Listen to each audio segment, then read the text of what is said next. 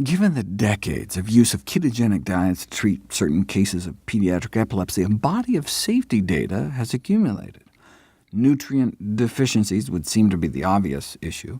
Inadequate intake of 17 micronutrients, vitamins and minerals, has been documented in those on strict ketogenic diets.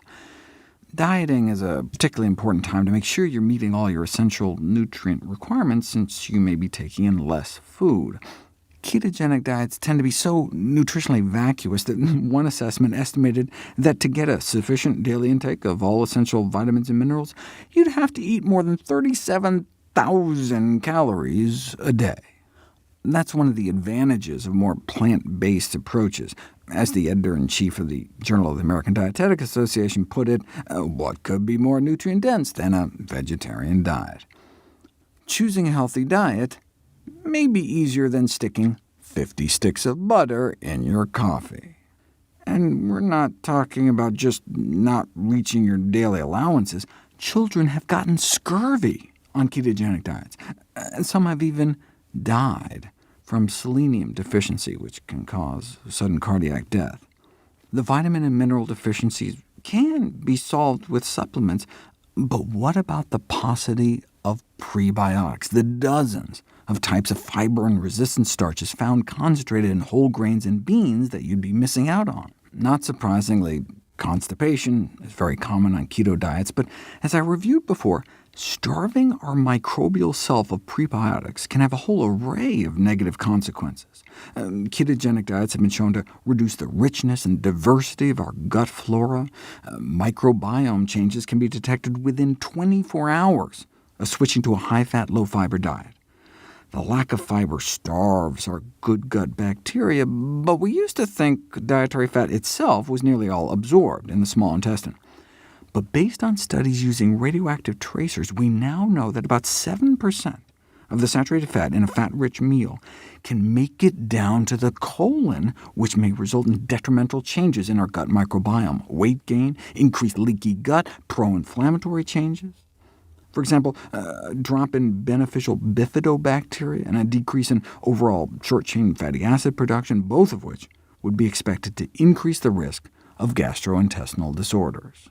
OK, but striking at the heart of the matter, what might all that saturated fat be doing to our heart?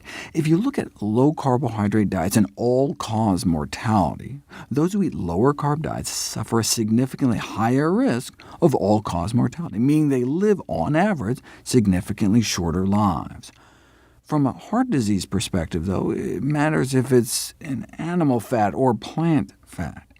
Based on the famous Harvard cohorts, eating more of an animal-based low-carb diet was associated with higher death rates from cardiovascular disease, 50% higher risk of dying from a heart attack or stroke, but no such association was found for lower-carb diets based on plant sources.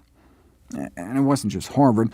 Low-carbohydrate dietary patterns favoring animal protein and fat, from sources such as red meat and chicken, were associated with higher mortality, whereas those favoring plant protein and fat from things like vegetables, nuts, peanut butter, whole grains, was associated with lower mortality.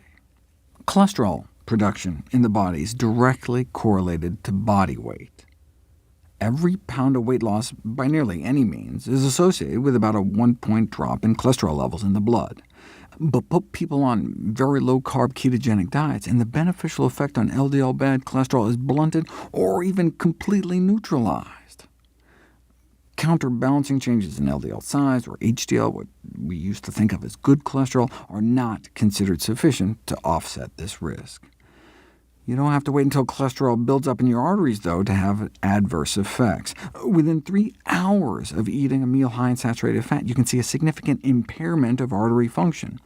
Even with a dozen pounds of weight loss, artery function worsens on a ketogenic diet, which appears to be the case with low-carb diets in general. So, bad for the gut, bad for the heart, but is it bad to the bone? We'll find out next.